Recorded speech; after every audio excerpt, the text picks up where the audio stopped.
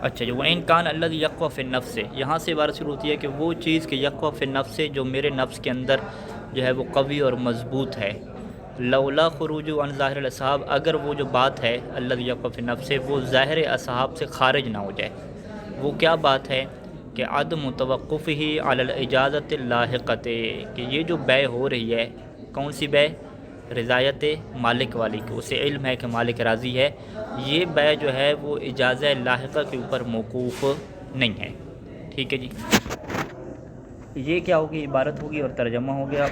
ابھی اس کی شرح کیا بنتی ہے؟ شرح یہ بنتی ہے اس کی کہ مصنف یہاں پہ ابھی ثابت کرنے جا رہے ہیں کہ یہ جو بے ہم کر رہے ہیں یہ فضولی کا مصداق نہیں ہے، یہ کیا ہے؟ بے غیر فضولی ہے۔ غیر فضولی جس طریقے سے کہ ہم دیگر لوگ کیا ہے خود کیا کرتے ہیں؟ بے کرتے ہیں، اور اس کے اوپر کیا ہے مصنف دلائل پیش کریں گے۔ لیکن اس سے پہلے مصنف نے کیا کہا کہ لولا خروجہ عن ظاہر الاصحاب، کہ یہ اگر میری بات ظاہر اصحاب سے خارج نہ ہو جائے، یعنی کیا مطلب کہ مصنف کو ایک مشفقہ درپیش ہے کہ ان کی یہ جو بات ہے یہ ظاہر اصحاب کے خلاف ہے، یعنی جو علماء کا اتفاق ہے، علماء کا اتفاق اور ان کلمات سے کیا ظاہر ہوتا ہے کہ اگر اذن لفظی موجود نہیں ہے تو وہ اسے کس میں داخل کرتے تھے؟ بے فضولی میں داخل کرتے تھے۔ جبکہ ابھی مصنف یہ ثابت کرنا چاہ رہے ہیں کہ اگر اذن لفظی بھی نہیں ہے، فقط کیا ہے اذن باطنی ہے، اور باطنی طور پہ وہ بندہ راضی ہے، تو یہ بے فضولی میں داخل نہیں ہے۔ جب یہ بے فضولی میں داخل نہیں ہے تو پس اس کے صحیح ہونے کے لیے بعد میں جو اجازت ہے اس کی بھی کوئی ضرورت نہیں ہے۔ جیسے کہ ہم لوگ بے کرتے ہیں تو بعد میں کیا ہمیں اجازت دینی پڑتی ہے؟ نہیں، وہ فوراً کیا ہو جاتی ہے؟ صحیح ہو جاتی ہے۔ تو یہ بے بھی کیا ہے جیسے ہی ہوگی تو فوراً اس کے اوپر صحت فعلی آ جائے گی، بعد میں اجازہ لاحقہ کی ضرورت نہیں پڑے گی۔ لہذا جب بعد میں اجازہ لاحقہ کی ضرورت نہیں پڑ رہی، یہ فوراً ٹھیک ہو رہی ہے، تو یہ بے فضولی کا مصداق نہیں ہے۔ ٹھیک ہے جی، بل یکفی فیہا، بل یکفی فیہ، بلکہ اس بے میں کیا کافی ہے کہ رضا المالک، مالک کی رضایت ہونی چاہیے، المقرون بالعقد، کہ جو عقد کے دوران کیا ہے ملی ہوئی ہے، یعنی جب یہ بندہ ایگریمنٹ کر رہا تھا تو اس دوران مالک کی رضایت موجود تھی۔ جب مالک کی رضایت موجود ہے تو ہم کیا کہیں گے کہ یہ بے فضولی نہیں رہی، اب بے کیا ہو گئی ہے؟ صحیح ہو گئی ہے۔ ٹھیک ہے، تو لہٰذا کسی بھی عقد کے، کسی بھی ایگریمنٹ کے ٹھیک ہونے کے لیے کیا چیز ضروری ہے کہ مالک کیا ہونا چاہیے؟ راضی ہونا چاہیے، اور وہ عقد کے دوران راضی تھا۔ جب وہ عقد کے دوران راضی تھا تو بے کیا ہو جائے گی؟ آپ کی صحیح ہو جائے گی، بے فضولی نہیں بنے گی، بلکہ یہ کیا بنے گی؟ غیر فضولی بن جائے گی۔ سواء عالم بہ العاقد، چاہے وہ جو ایگریمنٹ کر رہا ہے، وہ جو بندہ عاقد ہے جسے ہم کیا کہتے تھے؟ فضولی پہلے ہم کہہ رہے تھے، وہ جو عاقد ہے عالم بہ، عالم برضا المالک، اسے اس بات کا علم اور یقین ہو کہ مالک راضی ہے، او انکشف، او انکشف بعد العقد، یا عقد کے بعد اس کے لیے یہ کشف ہو جائے کہ حصول رضا المالک حین العقد، کہ جب میں ایگریمنٹ کر رہا تھا تو اس ٹائم پہ مالک کی رضایت موجود تھی، یعنی عقد کرتے وقت اسے پتہ نہیں تھا کہ مالک راضی ہے راضی نہیں ہے، جب عقد کیا تو بعد میں اسے پتہ چلا کہ وہ تو پہلے سے کیا اس چیز کو بیچنا چاہ رہا تھا۔ ٹھیک ہے، وہ راضی ہے اس کے اوپر۔ یا تیسری صورت کیا ہے کہ اولم ینکشف اثراً کوئی صورتحال آپ کے لیے واضح نہیں ہوئی، فقط وہ جو مالک ہے نا اس سے پتہ ہے، اندر سے دل میں اس سے پتہ ہے کہ ٹھیک ہے، اچھا ہے، بک گیا چیز، ٹھیک ہے، لیکن آگے کسی کو نہیں پتہ کہ یہ بندہ راضی ہے یا راضی نہیں ہے۔ ٹھیک ہے، اسے فقط اپنے دل میں پتہ ہے کہ میں راضی تھا اس چیز کے بیچنے کے اوپر، ان لوگوں نے میری چیز بیچ دی تو میں کیا ہوں؟ راضی ہوں۔ اسے کیا کہتے ہیں کہ لم ینکشف اثراً، کسی کے لیے کشف نہیں ہوا ابھی تک، خود مالک کو فقط پتہ ہے کہ میں راضی ہوں۔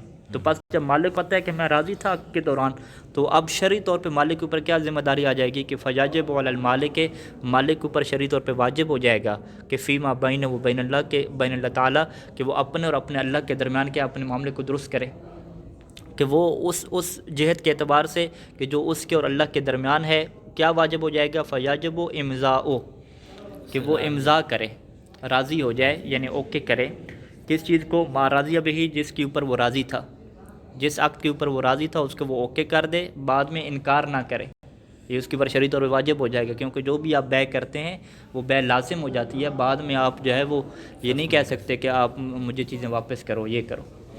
تو اب یہ کیا کرے؟ امضاء کرے ما راضی بہی، جس کے اوپر وہ راضی تھا، وہ ترتیب الآثار علیہ، اور اس بے کے اوپر، اس عقد کے اوپر آثار بھی کیا کرے؟ مرتب کرے۔ آثار مرتب کرنے کیا مطلب ہے؟ اب وہ چیز جو اس کی تھی اس کو یہ استعمال نہ کرے، اب وہ چیز اس کی ملک سے کیا ہے؟ نکل گئی ہے. اب یہ نہیں ہے کہ وہ کہے کہ اب میری چیزیں میں استعمال کرتا نہیں. اب وہ یہ کہے کہ چونکہ میں قلبی طور پہ راضی تھا اور میرا اللہ اس چیز کو جانتا ہے، لہذا اب یہ عقد کیا ہو گیا، صحیح ہو گیا. عقد صحیح ہو گیا تو اب میرے لیے اس چیز کے اوپر تصرف کرنا جائز نہیں ہے. یعنی ساری کی ساری جو صورتحال بن رہی ہے کہ بیع کے صحیح ہونے کے لیے بیع کے دوران، عقد کے دوران اس کی رضایت موجود تھی. رضایت موجود تھی تو بیع خود بخود کیا ہوگی، ٹھیک ہو گئی. اور یہ کیا ہے، اجازت وغیرہ کی کوئی ضرورت نہیں ہے اور نہ ہی آپ اسے فضولی کہیں، یہ سیدھی کیا بیع ہو رہی ہے. یہ تو کیا ہو گیا، مصنف کی دلیل ہوگی. اب نظریہ ہو گیا یہ مصنف. اس میں تو پھر کافی سارے معاملات ٹھیک ہو جائیں گے نا. بیع فضولی کے جیسے مثال کے طور پر کوئی بھی اٹھا کر چیز بیچ دیتا ہے.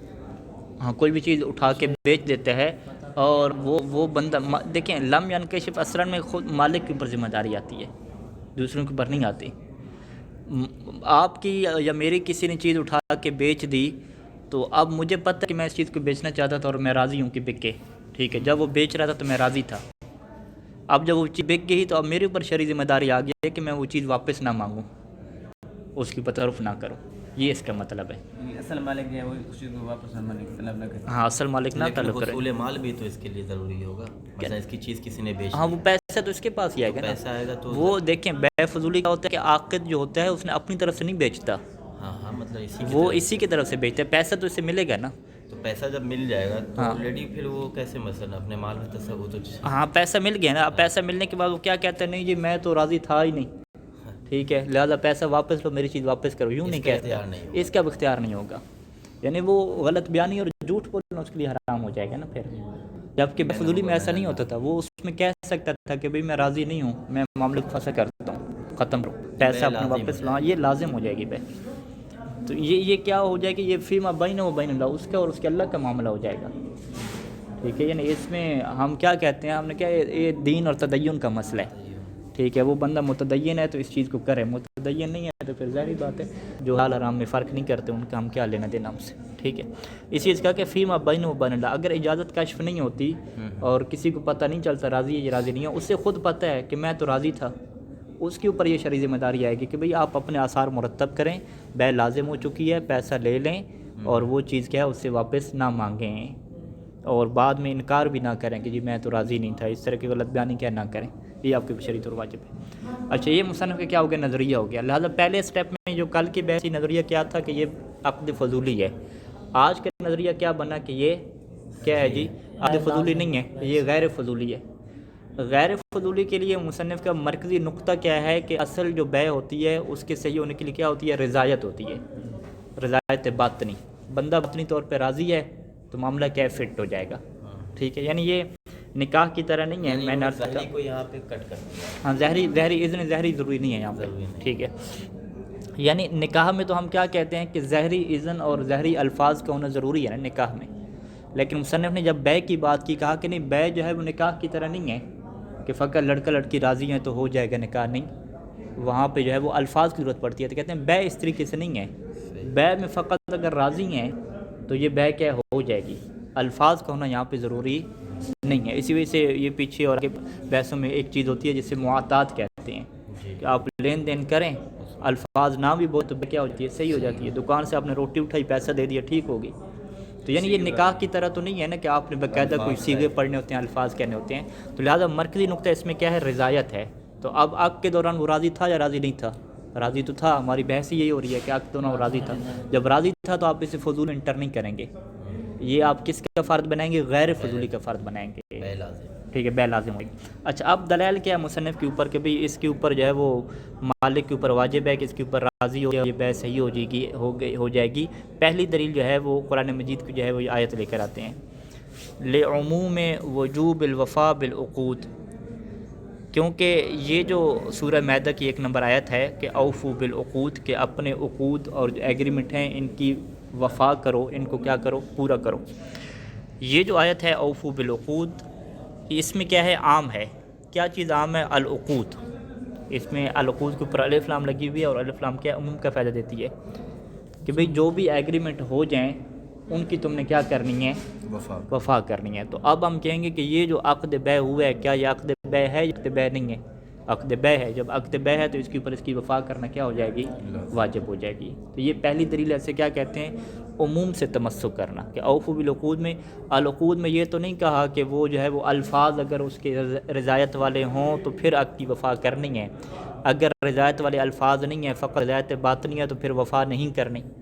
ایسی کوئی تفصیل آپ کو آیت میں نظر آ رہی ہے؟ ایسی کوئی تفصیل نہیں. اس میں سیدھا کہا کہ کالعقود کہ جو بھی آپ ایگریمنٹ کر رہے ہیں کہ اس میں چاہے آپ نے رضایت کے الفاظ کا اظہار کیا ہے یا رضایت کے الفاظ کا اظہار نہیں کیا، عمومی طور پہ آیت کہہ رہی ہے کہ جو بھی آپ کا ایگریمنٹ ہو، جو بھی آپ کا عقد پڑا جا رہا ہے، اس کے اوپر آپ نے کیا کرنی ہے؟ وفا کرنی ہے. تو ابھی یہ جو عقد ہوا ہے یہ اس کی طرف سے عقد ہوا ہے یا نہیں ہوا؟ اس کی طرف سے عقد ہوا ہے.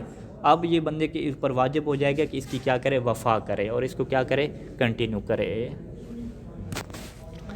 اچھا، ایک آیت ہوگی. دوسری دلیل، دوسری آیت الا ان تکون تجارتا عن تراض، سورہ نساء کی آیت نمبر 29 ہے یہ دوسری، کہ لا تاکلوا اموالکم بالباطل. آیت کا پہلا حصہ جو مجھے یاد ہے اس طریقے سے ہے کہ تم آپس میں جو اموال ہے وہ باطل طریقے سے نہ کھاؤ، مگر یہ کہ ایسی تجارت ہو کہ عن تراض، جو کہاں سے ہو؟ رضایت سے ہو. ٹھیک ہے جی. آیت 29. ہاں آیت 29 نہیں 29 ٹھیک ہے. اس آیت سے آپ کو کیا سمجھ آ رہا ہے؟ آیت سے یہ سمجھ آ رہا ہے کہ وہ تجارت شریعت نے جائز قرار دی ہے کہ جو کیا ہو؟ عن تراضٍ، جو رضایت سے ہو. ٹھیک ہے. آپسی ہم آہنگی ہو. دونوں کیا ہوں؟ راضی ہوں. تراضٍ کیا ہے؟ باب تفاعل کا مصدر ہے کہ دونوں راضی ہوں. تو یہاں پہ راضی تھے یا نہیں تھے؟ راضی تھے. جب راضی تھے تو اس کے اوپر کیا ہے؟ بین کی تجارت صحیح ہو جائے گی. ٹھیک ہے. دو قرآن کی آیتیں ہوگی. اب آ جائیں جی جناب علی روایت کی طرف. سب سے پہلی روایت وہ لے کر آتے ہیں کہ ولا یحل مال امرئ مسلم الا عن طیب نفسہ. ٹھیک ہے جی. اوالی الاوالی کی دوسری جلد نیچے حوالے لکھے ہوئے ہیں بار. اچھا، لا یحل مال امرئ، کسی بندے کا، امرا کہتے ہیں انسان کو، امرئ مسلم یعنی مسلمان شخص، کسی مسلمان شخص کا مال لا یحل حلال نہیں ہوتا. مگر کیسے حلال ہوتا ہے؟ الا عن طیب نفسی، کہ مگر جب اس کا جو نفس ہے وہ راضی ہو. تو اس روایت کے اندر تو خود نفس کی بات آ رہی ہے نا. طیب نفسی یعنی عن رضایت نفسی، کہ اگر اس کے نفس کی رضایت موجود ہے تو پھر اس کا مال کیا ہو جائے گا؟ دوسرے کے لیے حلال ہو جائے گا. تو یہ روایت تو بالکل واضح طور پہ کہہ رہی ہے کہ الفاظ کا کوئی چکر ہی نہیں ہے مال کے سلسلے میں. مال کے سلسلے میں ساری کی ساری بنیاد کس کے اوپر رکھی ہے؟ عن طیب نفسی، رضایت نفسی اور رضایت باطنی کے اوپر کیا رکھی گئی ہے. تین دلیلیں ہوگی، یعنی یہ ایک پہلی روایت ہوگی. اب کیا ہے دوسری روایت؟ وما دل، اور وہ روایت کہ جو یہ کہتی ہے کہ ان علم المولا بنکاح العبد، کہ مولا کو علم تھا کہ اس کا جو عبد ہے وہ نکاح کرنے جا رہے. یعنی یہ روایت ہے کہ عبد تھا، اس نے کیا ہے کسی باکرہ خاتون سے نکاح کیا. خاتون والے تو راضی تھے اس کی وغیرہ. یہ جو عبد ہے یہ تو لڑکا ہے. یہ اس لڑکے کے لیے کیا ضروری ہوتا ہے کہ جو اس کا مالک ہے اس سے کیا لے؟ اجازت لے. لیکن اس نے مالک کی اجازت کے بغیر ہی کیا ہے؟ نکاح کیا. ٹھیک ہے. نکاح کرنے کے بعد امام السلام کے پاس آیا اور انہیں مسئلہ بتایا. تو امام نے پوچھا کہ اس سے کہ کیا تم جب نکاح کر رہے تھے تمہارے مولوں کو پتہ ہے کہ تم فلاں جگہ پہ نکاح کر؟ اس نے کہا بالکل پتہ تھا. پھر امام نے پوچھا کہ وہ پھر اس نے منع کیا یا نہیں کیا؟ کہ نہیں، منع نہیں کیا. پھر امام فرمایا کہ اس کا خاموش رہنا یہ دلیل ہے کس بات کی؟ کہ وہ راضی ہے اور آپ کے معاملے کو کیا ہے؟ صحیح قرار دے رہے ہیں. اب اس روایت سے کیسے استدلال کریں گے؟ ہم کہیں گے کہ یہاں پہ الفاظ تو صادر نہیں ہوئے تھے. ہم یوں لے کر آئیں کہ یہ جو عبد نے نکاح کیا ہے یہ عقد کون سا ہے؟ عقد فضولی ہے. عقد فضولی کیا مطلب؟ یعنی اس بندے کو اپنے تصرف نہیں تھا اپنے اوپر، اپنے معاملات میں کیا مستقل تصرف کا حق نہیں تھا. اس کے لیے ضروری تھا کہ کیا لے؟ اجازت لے. تو کیا اس نے اپنے عبد سے جو اجازت لی ہے وہ لفظوں کی شکل میں لی ہے یا اجازت جو باطنی تھی اس کے اوپر کام چلایا ہے؟ ٹھیک ہے، باطنی کے اوپر کام چلایا. جب یہ باطنی کے اوپر کام چلایا تو امام علیہ السلام نے اسے کیا قرار دیا؟ صحیح قرار دیا. یہ نہیں کہا کہ بھئی تمہارا نکاح تبھی ٹھیک ہوگا کہ جب جاؤ اور اس سے کیا لو؟ اجازت لو بعد میں. اگر یہ کہتے کہ تم جاؤ اور اس سے اجازت لو، اپنے مولا سے، اپنے جو آقا سے اجازت لو، تو پھر یہ کس کا مصداق بنتا؟ فضولی کا مصداق بنتا. کیونکہ فضولی میں کیا ہوتا ہے؟ بعد میں اجازت ہوتی ہے. اجازت آئے گی تو معاملہ کیا ہوتا ہے؟ ٹھیک ہوتا ہے. لیکن امام نے فرمایا کہ نہیں، اگر وہ خاموش ہے تو تمہارا نکاح ٹھیک ہے. خاموش ہے تو نکاح ٹھیک ہے، مطلب یہ بے فضولی اور کیا کہتے ہیں عقد فضولی نہیں ہوا. کیونکہ اگر عقد فضولی ہوتا تو وہ تو ناجائز کام ہوتا ہے. تو مولا سے ڈانٹتے منع کرتے، ایسا تو مولانا نہیں کہا، ان کے بالکل ٹھیک ہے، اس میں تو بعد میں ڈال دینے کی بھی کیا ضرورت نہیں ہے۔ تو یہ وہ دلیل ہے کہ جس میں اندر جو ہے وہ ہمیں ثابت ہوتا ہے کہ اصل جو بات ہے وہ کس کی ہے، الفاظ کی نہیں ہے، اصل بات کس کی ہے، رضایت کی ہے۔ وما دل، اور وہ روایت کو دلالت کرتی ہے کہ ان علم المولا، کہ اگر مولا کو علم ہے بنکاح العبد، اس کا عبد جو ہے وہ نکاح کرنے جا رہا ہے، وسکوتہ اقرار منہ، ان علم المولا وسکوتہ اقرار منہ، کہ مولا کا یہ جاننا کہ اس کا عبد نکاح کر رہا ہے اور پھر اس کا خاموش رہنا، یہ کیا کہلاتا ہے، اقرار منہ، مولا کی طرف سے اقرار ہے کہ وہ کیا ہے، راضی ہے اس کے اوپر۔ ٹھیک ہے جی، یہ روایت صحیح ہے؟ سند وغیرہ چیک نہیں کی میں نے۔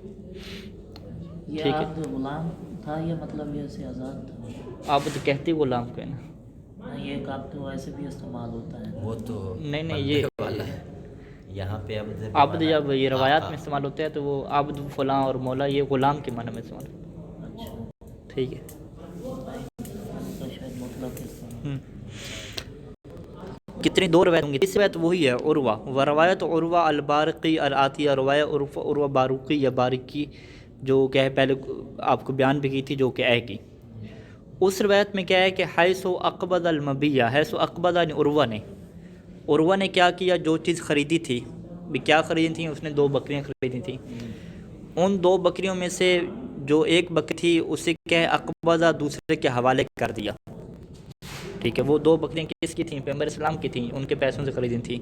اب اس نے کیا کیا، اقبض المبیہ، وہ جو خریدی ہوئی چیز تھی اس کو کیا ہے اقبضہ دوسرے کے حوالے کر دیا، دوسرے کے قبضے میں دے دیا، اور وقبض الدینار، اور اس سے 1 دینار لے لیا۔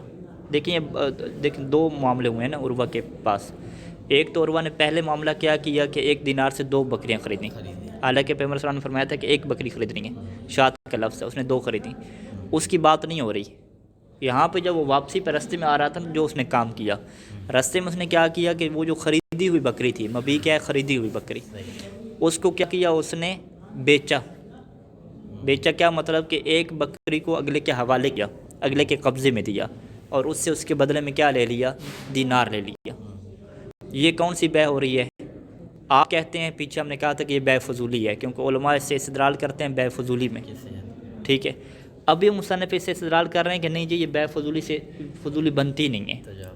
کیوں نہیں بنتی؟ کیونکہ یہ جو اس کا کام ہے، کون سا کام، اقبض المبیہ وقبض الدینار، کہ مبی یعنی 1 بکری، مبی سے کیا مراد ہے، 1 بکری، 1 بکری اس نے اس کے حوالے کی اور اس کے بدلے میں کیا 1 دینار لے لیا۔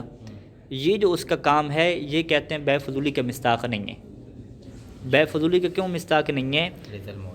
کیونکہ اگر یہ فضولی کا مصداق ہوتا تو اس عروہ کے لیے اقباض و قبض ہی جائز نہ ہوتا، اقباض و قبض کیا ہو جاتا، حرام ہو جاتا۔ تو اس کا مطلب ہے کہ آپ یہ کہنا چاہ رہے ہیں کہ عروہ نے فعل حرام کیا ہے۔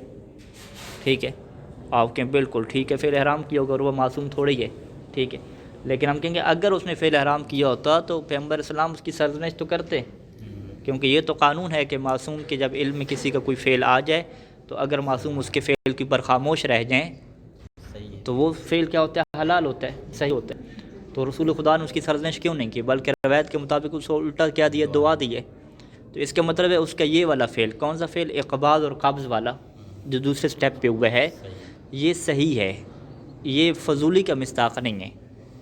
فضولی کا کیوں نہیں مصداق؟ کیونکہ فضولی ہوتا ہے وہ تصرف کون سا ہوتا ہے، حرام تصرف ہوتا ہے۔ کسی کی مال کو بیچ دینا، اگر آپ اسے فضولی کہتے ہیں تو فضولی کیا ہوتا ہے، عقد حرام ہوتا ہے، فعل حرام ہوتا ہے، کیونکہ یہ تصرف کہلاتا ہے دوسرے کے مال۔ تو اب پیغمبر اسلام کا اس کی مذمت نہ فرمانا یہ بہترین دلیل ہے کہ عروہ کا یہ فعل فضولی کا مصداق نہیں ہے۔ یہ عام جو بے سیدی ہوتی ہے صحیح طرح سے، جس کی تمام شرائط پوری ہوتی ہیں، یہ اس کا کیا ہے، مصداق ہے۔ لازم قرار دے سکتے ہیں جی ہاں، لازم ہو جائے گی نا، لعلم ہی، کیونکہ عروہ کو علم تھا کہ برضا نبی صلی اللہ علیہ وآلہ وسلم کے نبی کے ہیں، رضی ہیں، ٹھیک ہے، یعنی علم تھا، رضایت کا الفاظ نہیں تھے۔ وَلَوْ كَانَ فضولیًا موقوفاً علی الاجازت، اگر یہ بے، کون سی بے، جو دوسرے سٹیپ پہ ہو رہی ہے، 2 بکری میں سے 1 کو بیچا جا رہا ہے، اگر یہ بے فضولی ہوتی اور موقوف ہوتی اجازت کے اوپر، یعنی اجازت لفظی کے اوپر، تو لم یجوز تصرف فی المعوض والعوض بالقبض والاقباض، تو اس کے لیے جائز نہ ہوتا کہ وہ معوض میں تصرف کرے اور عوض میں تصرف کرے، ٹھیک ہے۔ معوض اور عوض میں کیسے تصرف کرے کہ بالقبضے کہ دینار کو وہ لے لے، والاقباض اور بکری کیا دے دے، ٹھیک ہے، یعنی بکری کیا کہلاتی ہے؟ معوض کہلاتی ہے نا، بکری کے بدلے میں عوض لیے جا رہے ہیں، تو یہ اس کا تصرف جائز نہ ہوتا، جائز نہ ہوتا کیا مطلب؟ یعنی اس کا مطلب کیا ہے کہ اگر فضولی ہوتا تو تصرف جائز نہ ہوتا۔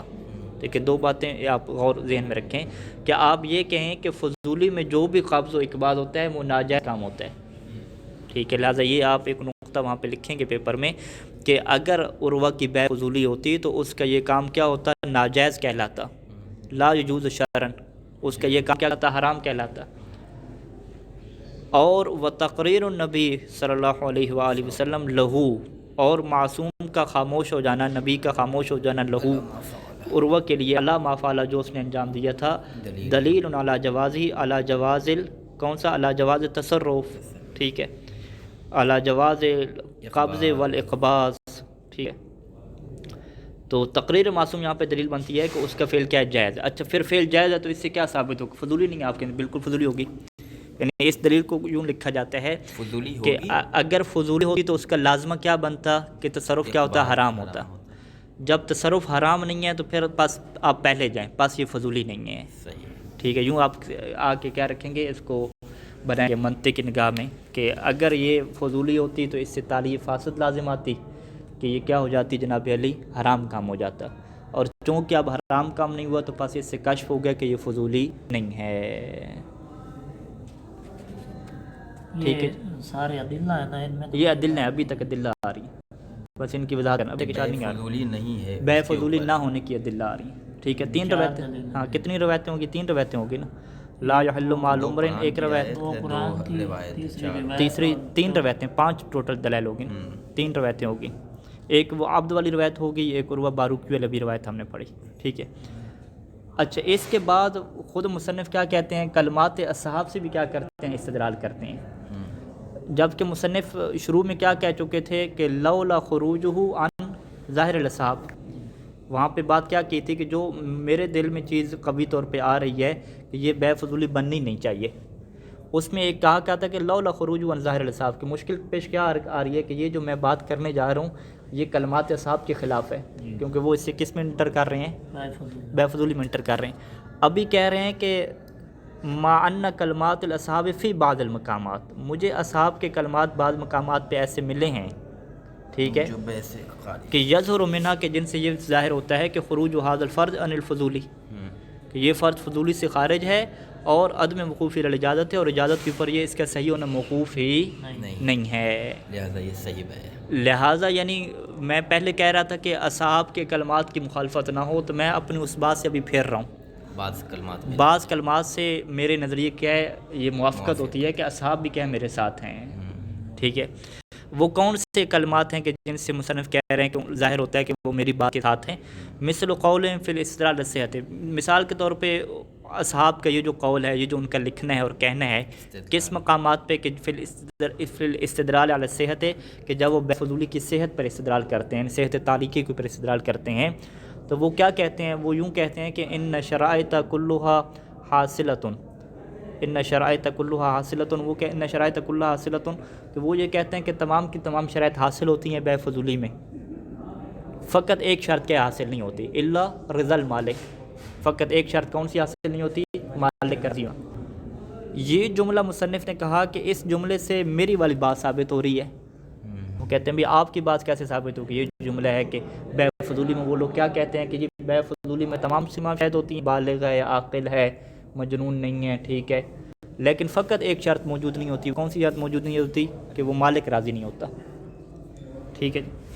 یہ ہاں کی ضمیر صحت کی طرف جا رہی ہے، ان شرائط کلھا، نہیں کلھا شرائط کی طرف جا رہی ہے، شرائط کلھا کی ضمیر پوچھ رہے ہیں نا، کلھا کی، جی ہاں، ان شرائط کلھا، یہ کلھا تمام کی تمام شرائط، بدل آ رہا ہے، ان شرائط کلھا، یعنی بے فضولی میں صحت فعلی نہیں ہے، صحت تعلیقی ہے، نہیں، ابھی استدلال کو چھوڑیں، استدلال ہے کیا؟ وہ لفظوں کو پکڑ رہے ہیں ابھی مصنف کہتے ہیں استدلال کیسے کیا نہیں کیا، انہوں نے یہ لفظ کہا ہے، کون سا لفظ کہا ہے؟ کہ تمام شرائط حاصل ہیں، رضایت مالک حاصل نہیں ہے، لہٰذا بے فضولی کی تعریف ان کے نزدیک کیا ہوگی اس جملے کے مطابق؟ کہ بے فضولی اسے کہتے ہیں جس میں رضایت مالک نہ ہو، اور ہم جو بحث کر رہے ہیں اس میں رضایت مالک ہے یا نہیں ہے؟ اس میں ہے، تو بس یہ بے فضولی کے مصداق نہیں ہوگا، ٹھیک ہے۔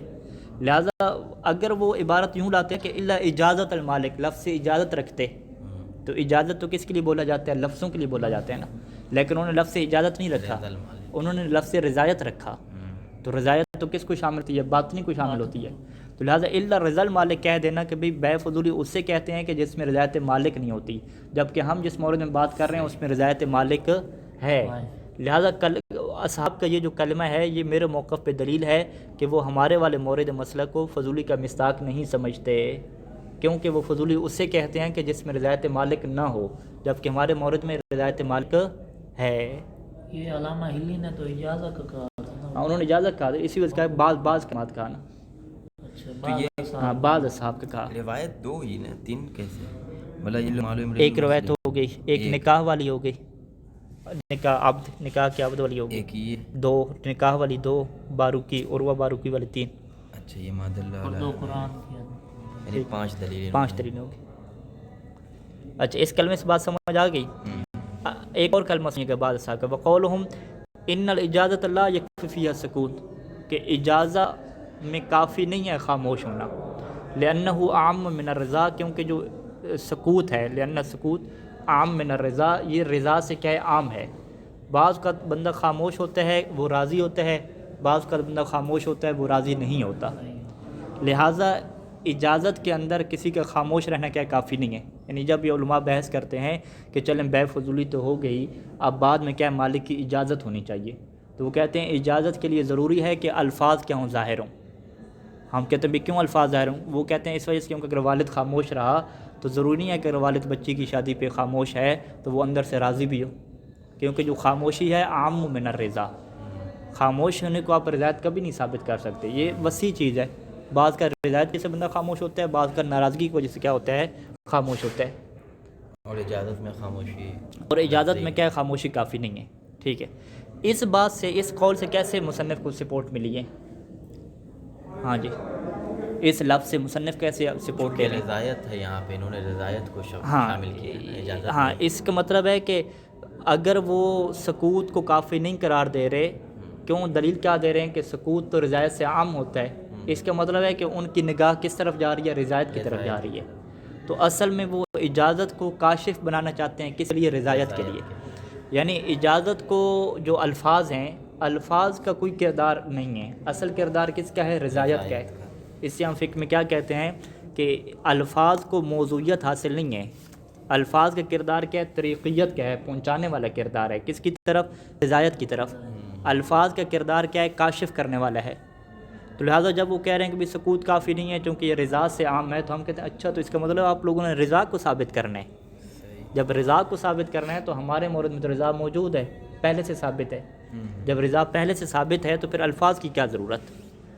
آپ اجازہ والے الفاظ کو کیوں لے کر آ رہے تھے؟ تاکہ رضایت کو کشف کریں۔ تب بھی اگر انہوں نے کہا کہ یہ بندہ خاموش ہے تو راضی ہے، ہم کہیں نہیں خاموش ہونے سے رضایت ثابت تھوڑی ہوتی ہے، الفاظ تو کہے، اس کا مطلب ہے کہ آپ کی نگاہ کس طرف ہے؟ رضایت کی طرف ہے، اور آپ جتنے طریقے بتا رہے ہیں وہ طریقی حیثیت ہے، الفاظ کی حیثیت کیا ہے؟ طریقیت کی حیثیت ہے، پہنچانے کی حیثیت ہے، کاشفیت کی حیثیت ہے۔ تو بس جب اصل محور اور اصل معیار کیا ہے؟ رضایت باطنی ہے، کس میں؟ بے فضولی کے نہ ہونے میں اور ہونے میں۔ اگر رضایت باطنی نہیں ہے تو بے فضولی نہیں ہوگی، اگر رضایت باطنی نہیں ہے تو بے فضولی ہوگی، اور اگر رضایت باطنی ہے تو پھر بے فضولی نہیں ہوگی۔ تو بس معیار کیا آ گیا؟ رضایت کا معیار آ گیا۔ جب رضایت کا معیار آ گیا تو یہ دلیل ہے، یعنی یہ کلمات اصحاب جو ہیں وہ ہمارے موافق ہو جائیں گے۔ ہم بھی یہ کہنا چاہ رہے تھے کہ رضایت جب ہے تو یہ بے فضولی کے مصداق نہیں ہے۔ تو یہ دو کلمے ہو گئے، وَنَحْوُ ذَلِكَ، اس طرح کے اور بھی دیگر ان سے کلمات صادر ہوئے ہیں کہ جن کے اندر وہ کیا لے کر آتے ہیں؟ لفظ رضا لے کر آتے ہیں، ٹھیک ہے۔ جب لفظ رضا وہ لے کر آتے ہیں تو پھر ہم ان سے یہ کشف کرتے ہیں کہ بعض کلمات اصحاب کے بھی کیا ہیں؟ ہمارے ساتھ ہیں، ٹھیک ہے۔ تو بس دوسرا خطوہ کیا ہوا کہ مصنف نے کہا کہ یہ بے فضولی نہیں ہے، اس کے اوپر مصنف نے 5 دلائل ذکر کیے۔ 5 دلائل ذکر کرنے سے پہلے مصنف نے ایک خدشہ ذکر کیا تھا کہ میری یہ جو بات ہے وہ اصحاب کے کلمات کے خلاف جا رہی ہے۔ فقہا اس طریقے سے نہیں کہتے جو میں استدلال کرنے چاہ رہا ہوں، لیکن آخر پہ کہا کہ 2 کلمات میں آپ کو بعض اصحاب کے ایسے ذکر کیے دیتا ہوں کہ جن سے میری بات کی سپورٹ ہوتی ہے، کہ وہ اس کا مطلب ہے کہ میرے خلاف نہیں ہے، وہ میرے ساتھ ہی ہیں. تو یہاں تک خطبہ ثانی مکمل ہوا کہ جس میں مصنف نے دلائل دی ہے کہ یہ بیع فضولی نہیں ہے. خطبہ ثالث سے انشاءاللہ ہم کل ذکر کریں گے کہ مصنف یہ کہیں گے کہ اگر آپ اسے فضولی بنا بھی دیں تو یہ فضولی کی ایک ایسی قسم ہے کہ جس کے اندر اجازت کی ضرورت نہیں ہوتی. بس فضولی کی دو وہ قسمیں کریں گے اور ایک کیا نئے طریقے سے کیا ہوں گے، وارد ہوں گے آخری ہوگی انشاءاللہ. جی یہ اس کو بھی قبلہ استدلال بنا سکتے ہیں، یہ جو نیچے دو ذکر کیے ہیں بعض اصحاب؟ نہیں یہ استدلال نہیں ہے. اس سے فقط یہ ہے کہ اس سے یہ کہیں کہ اب وہ جو شروع میں بات کی تھی نا کہ یہ یعنی یہ میری تائید، ہاں میرے تائید آپ بنا سکتے ہیں. سمجھ اس کو آپ یہ بنا سکتے ہیں کہ مصنف کا جو نظریہ ہے وہ اجماع اصحاب سے خلاف نہیں ہے. شروع میں مصنف نے جب گفتگو شروع کی تو کیا کہا تھا کہ جو میرا نظریہ ہے وہ ظاہر صاحب کے خلاف ہے، یعنی اصحاب کے اجماع کے خلاف ہے. تو ابھی آپ حاضہ ما سے آپ روکیں گے مصنف کی یہ جو نظریہ ہے لیس مخالفاً لیس خلافاً خلاف الاصحاب، لیس خلافاً لاجماع الاصحاب، اجماع اصحاب کے خلاف نہیں ہے. پھر آپ یہ جو دو جملے ہیں ان کی آپ وضاحت کریں گے کہ ان دو جملوں سے مصنف کو کیسے سپورٹ مل رہی ہے. اس کا سوال کیا بنے گا؟ آج کے سوالات بنیں گے جی، ایک سوال نہیں، سوالات بنیں گے. ٹھیک ہے جی. یہ قبلہ ویسے جو ابھی یہ دونوں یہ جو دلائل ہیں آپ نے دلائل کی وضاحت کرنی ہوگی. مثلا عموم وجوب الوفاء بالعقود، یہ دلیل کیسے بنا، عموم سے کیا مراد ہے؟ لعموم وجوب الوفاء بالعقد، یہ انڈر لائن وہ کریں گے، وہ کہیں گے کہ عموم سے کیا مراد ہے اور مصنف نے کیسے اس آیت سے دلیل دی ہے. ٹھیک ہے جی. اور اسی طریقے سے یہ دو وہ ڈسکس کرتے ہیں ما دل علی ان علم المولا بنکاح العبد، یہ دلیل کیسے بنتی ہے کہ رضایت باطنی والا عقد فضولی میں داخل نہیں ہوتا. یہ جو روایت ہے عبد والی، یہ دلیل کیسے ہے کہ رضایت باطنی ہو تو وہ معاملہ کیا فضولی نہیں ہوتا. جواب یہی ہوا ثبوت تائید کا اقرار اقرار ہے لیکن آپ وضاحت کریں گے نا. آپ کہیں گے کہ اگر وہ معاملہ باطل ہوتا تو امام علیہ السلام سے کیا کہتے کہ تم جا کے اجازت لو. اب یہ کہا کہ نہیں اجازت کی ضرورت نہیں ہے، وہ خاموش تھا، راضی تھا، تو یہ کافی ہے. سکوت کی وجہ سے تو اس کو صحیح نہیں قرار دے رہے ہیں نا ہم، فقط مولا کی وہ تقریر کی وجہ سے صحیح قرار دے رہے ہیں. ہاں کہ مولا راضی تھا نا. مولا نے یعنی امام نے اسے نہیں امام راضی نہیں کیا، امام نے ایک قانون بتایا کہ جب بھی مولا دیکھیں یہ جو سکوت ہے نا، خاموش رہنا، یہ کسی بھی جگہ پہ رضایت علامت نہیں ہوتا. کچھ روایات میں چیزیں ہیں کہ جہاں پہ کہا گیا ہے کہ یہ سکوت کیا ہے، رضایت کی علامت سمجھا جائے گا. وہ ایک مورد یہ ہے کہ مولا کیا ہے اگر خاموش رہے، یعنی ہر جگہ سکوت نہیں ہے. ایک یہ جگہ اور ایک کیا ہے وہ باقرہ رشیدہ کا مورد ہے کہ اگر سکوت اجازت کو شامل نہیں کرتا، رضایت کو شامل کرتا. اب وہ بھی قانون کلی نہیں ہے. سکوت رضایت کو کبھی بھی ثابت نہیں کرتا سوائے دو مقامات کے. میں مثلا ایک مورد وہ لڑکی والا ہے کہ اس سے نکاح کی اجازت لی جائے اور وہ خاموش ہو جائے تو کیا خاموش رہنا رضایت کی وزارت کرتا ہے. ٹھیک ہے. اور ایک مورد یہ والا ہے کہ مولا کیا ہے عبد کے نکاح کے اوپر کوئی اعتراض نہ کرے، آبجیکشن نہ کرے، تو اس کا سکوت رہنا یہ کیا ہے اقرار اس کا شمار ہوتا ہے. سکوت دو ہی مورد پہ، دو مورد ہیں، شاید اور بھی ہو، میرے ذہن میں اس وقت دو ہیں. ٹھیک ہے. تو یہ دلیل دیں گے کہ اب امام نے یہ نہیں فرمایا کہ تم جا کے اجازت لو، یوں کر کے دلیل لکھیں گے یعنی باقاعدہ. اسی طریقے سے باروقی کی آپ یہ عروہ کی جو روایت تھی، پہلے عروہ کی روایت سے مصنف نے تائید ثابت کی اپنے موقع کو ثابت کرنے کے لیے کہ یہ بیع فضولی ہے. اب بھی اسی روایت سے دلیل دے رہے ہیں کہ نہیں یہ بیع فضولی نہیں ہے.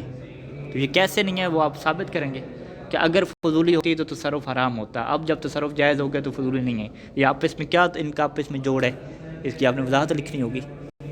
یعنی ایک جگہ انہوں نے صحت فضولی پہ دلیل، ہاں دلیل دی، اور ایک جگہ دلیل دی یہ فضولی کا مصداق ہے. اور روایت کون سی لے کر ہے؟ عروہ کی روایت لے کر ہے. ایک جگہ پہ دلیل دی کہ یہ فضولی سے خارج ہے، وہی روایت لے کر ہے. یعنی ایک ہی روایت سے دو طرح کی کام کر رہے ہیں. ٹھیک ہے. تو آپ ان دونوں جگہ پہ آپ کو اس طرح سے بیان دینا ہے کہ لگے نہیں کہ گڑبڑ ہو رہی. پہلی جگہ دوسرا زیادہ دلیل پختہ نہیں ہے، دوسری زیادہ پختہ ہے نا، اسی وجہ سے تو اوپر اسے تائید کہا تھا نا. اوپر اسے تائید کیوں کہا تھا عروہ کو؟ کیونکہ یہ کیا تھی، کمزور تھی نا. اصل دلیل یہی ہے جو ابھی دے رہے ہیں کہ جس سے فضولی سے یہ بات خارج ہو جاتی ہے. ٹھیک ہے جی. وہ صلی اللہ